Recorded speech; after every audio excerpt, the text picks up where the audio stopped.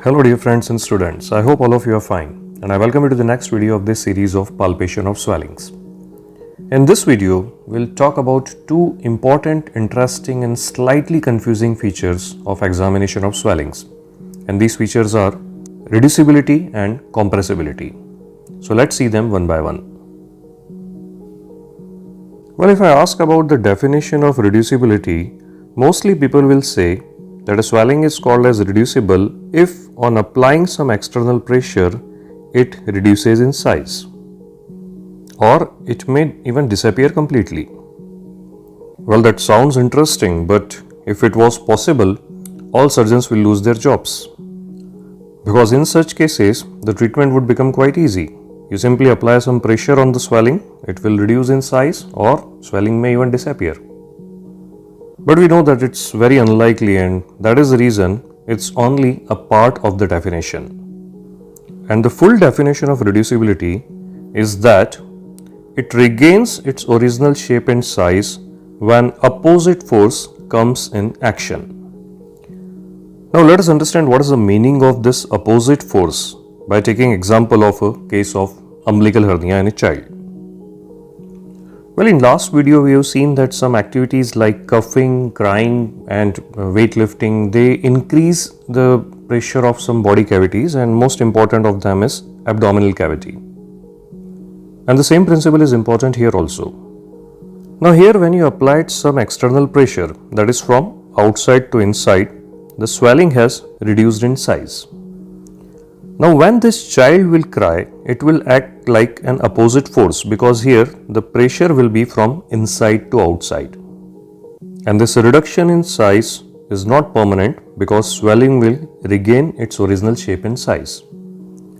So in this case, the manual pressure applied by you, it generates the external force, while crying generates the opposite force. And the same thing will happen in an adult patient with the act of coughing. And obviously this is possible only if your swelling is connected to abdominal cavity.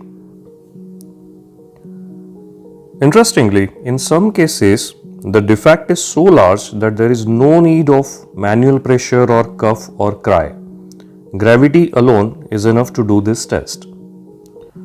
This is a case of large incisional hernia with a large defect, and as you can see here, in standing position this is the original shape and size, and when the patient comes in supine position, because of gravity, either it reduces spontaneously or you can reduce it manually also, but whenever the patient comes back in standing position, the swelling comes back in its original shape and size.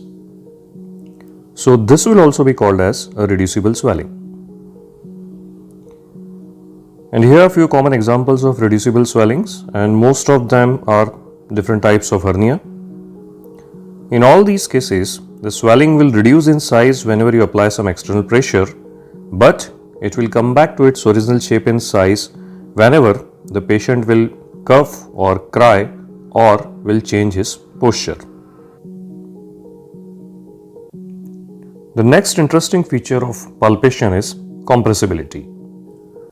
Well, as I told you in the beginning that the word is slightly confusing, because anything which can be compressed cannot be called as a compressible swelling. So let us see the definition. First part is almost same, that on applying some external pressure, the swelling reduces in size. But again, the second part is more important, which says that on removal of the pressure, it regains its original shape and size slowly and spontaneously.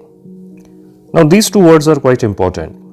Let us compare it with the reducible swelling. What had happened there? That the swelling regained its original shape and size when opposite force came into action, like coughing, crying or gravity.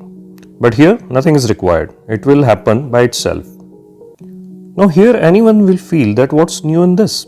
This is what happens with any soft swelling. You apply some external pressure, a soft swelling will reduce in size, you remove the pressure, it will regain its original shape and size. So what's new here? Now here comes the importance of this word, because in these cases the process of regaining is slow. It takes hardly 1 or 2 seconds, but it is visible to your eyes.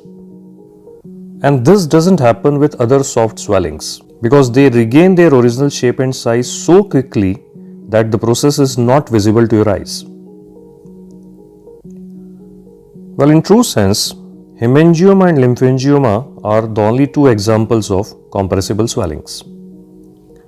If you'll apply some pressure at some point, there will be some distortion of shape, and on removal of the pressure, within 1 or 2 seconds, without any coughing or crying, it will regain its original shape. Now here slowly means just few seconds, not minutes or hours. Or in other words, the process of this regaining should be visible to your eyes. Now let us understand that what is the actual phenomena and why only these two swellings show compressibility and not the others.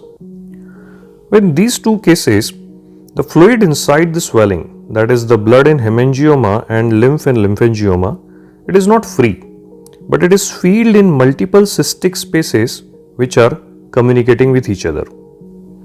And this is what is essentially required for compressibility. Now let's see what happens if you apply external pressure at some point. The fluid from superficial spaces of that point, it gets displaced to the deeper spaces because of these communications, and these spaces become empty. And when the pressure is removed, the fluid goes back to the original spaces, but it doesn't happen instantly, it takes 1 or 2 seconds. And so this expansion, or I would say the regaining of shape, will be visible to our eyes. So this type of architecture is basically required for compressibility. Because if fluid is free inside any swelling, then in that case it will be soft or firm, the fluctuation test will be positive, but it will not be compressible.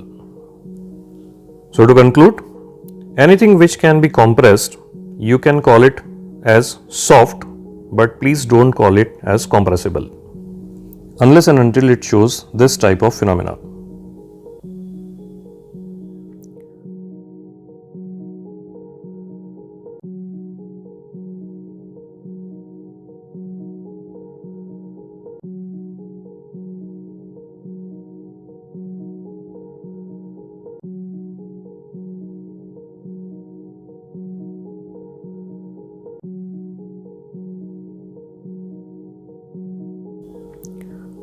So that is all for this video. If you felt that it was interesting for you, then please share it with your friends and subscribe the channel. We'll meet again very soon with another video of this series. Till then, stay healthy, stay safe, and always keep learning in your life. Goodbye.